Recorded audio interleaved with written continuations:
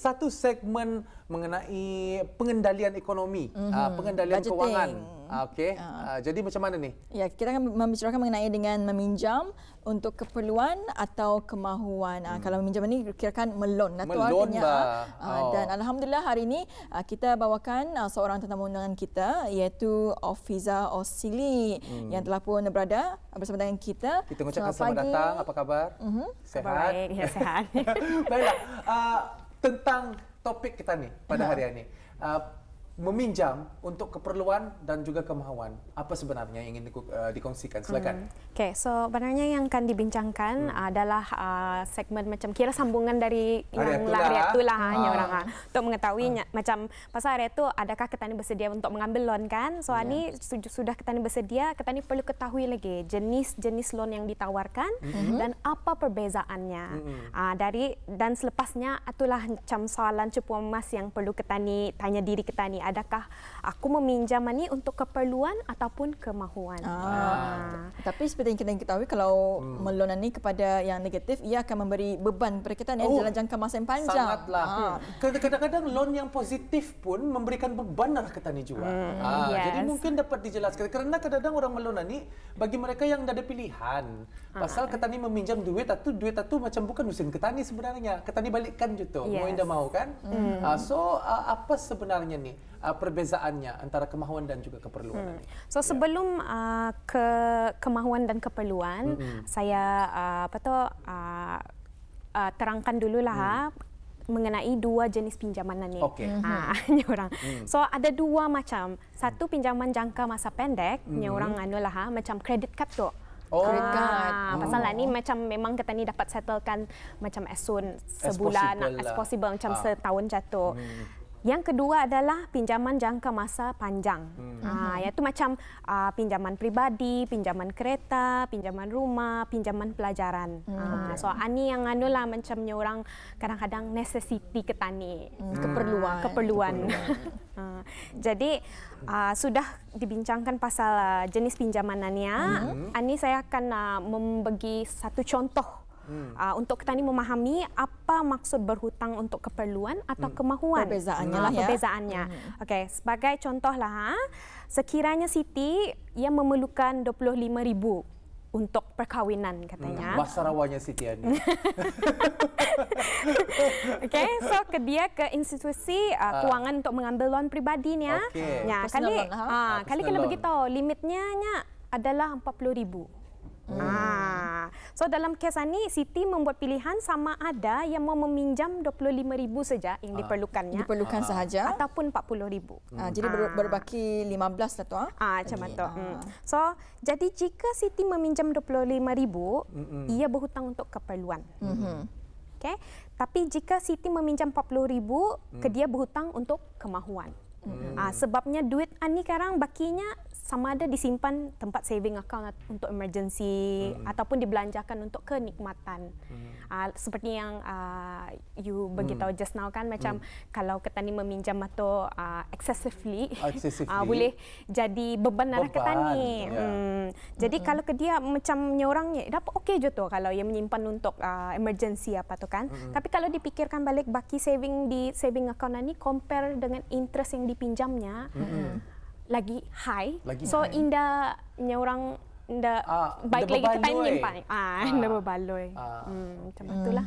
Jadi itu antara perbezaan kemahuan ataupun keperluan. Kalau keperluan ni kita mengambil loan tersebut dengan jumlah yang kita perlukan. Kalau berlebih yang telah disediakan itu merupakan kemahuan di mana ianya dapat memberi impak yang negatif juga dalam kehidupan kita ni. In general lah. In general. Kita ni hanya tinggal beberapa minit saya lagi untuk bersama ni. Kesadaran orang kita ni di Brunei, kesadaran orang kita ni. Tahukah perbezaan keperluan dan kemahuan? Because you as a financial planner kan berhadapan dengan pelbagai jenis orang kan. Tani di sini ini untuk memberikan bukan saja Tani meminjam untuk keperluan dan kemahuan, tetapi di Brunei ni orang-orang kita ni sadarkah apa artinya keperluan dan kemahuan? Kalau yang kami selalu sudah advice apa tu, benarnya diorang belum tahu mana lah. Ada yang tahu, ada yang tak tahu lah macam mana tu pasal diorang orang belum kuat iman dari segi financial lah ni lah. Macam itu. Apa mungkin nasihat BIS kita kalau kepada mereka yang ingin berhasrat lah berhasrat untuk meminjam ni? So kalau yang berhasrat untuk meminjam lah, sebelum memulakan pinjaman ataupun loan ani, perlulah kita tanya diri sendiri dulu, adakah aku mampu untuk mengambil loan ani? Sebab dari segi perbelanjaan dan simpanan akan terjejas tu and then yang kedua, bersediakah aku yang duit ani dah dapat ku kacau? Pasal memang duit ani macam mesti ke tani untuk bayar loan ani kan. So ia memerlukan masa yang panjang lagi untuk dibayar balik. Dan yang ketiga, macam mana kalau aku perlukan duit? Jadi sebenarnya kalau sebelum kita ni mengambil sebarang loan, kita ni perlu membuat persediaan juga untuk dalam masa kecemasan, macam kereta rusak, membaiki rumah apa tu. So duit ni akan dapat kita ni kacau. Memang kita ni paksa bayar untuk melunaskan pinjaman ni. Jadi saya ingat pada minggu lepas ya, ketika ada Afiza datang ke studio, itu mengenai dengan ada topik juga mengenai dengan loan. Dan saya ingat di mana kata Puan Afizahnya, kalau gaji kita ni sekian, kita mesti ambil at least 30% untuk melon. Betul lah? Jadi itu merupakan satu tips lah. Dan juga perlunya ada disiplin diri. Dan sekiranya habis kita akan membuat hasrat untuk melon ini, ada juga Puan Hafizah kongsikan, cuba dulu setahun. Kalau rasanya mampu, bolehlah diteruskan. Yes. Itu satu tips lah, dicuba dulu. Itu kita orang the gauge yang sehat ukuran yang sehat ni 30%. Kalau misalnya di negara kita ni, jika ada orang yang ingin mengetahui secara lebih lanjut lagi tentang kesehatan appetite BIS jurang untuk meminjam ataupun loan ni, macam mana akan menilai mereka? Durang boleh nilai sendiri dari segi berapa durang pinjam sama berapa orang gaji yang durang dapat. Dari sana dapat dinilai lah atau berapa, boleh nilai sendirilah macam kira-kira. Tapi kalau macam malas rasanya, boleh juga mengagar pihak kami untuk konsultasi lah.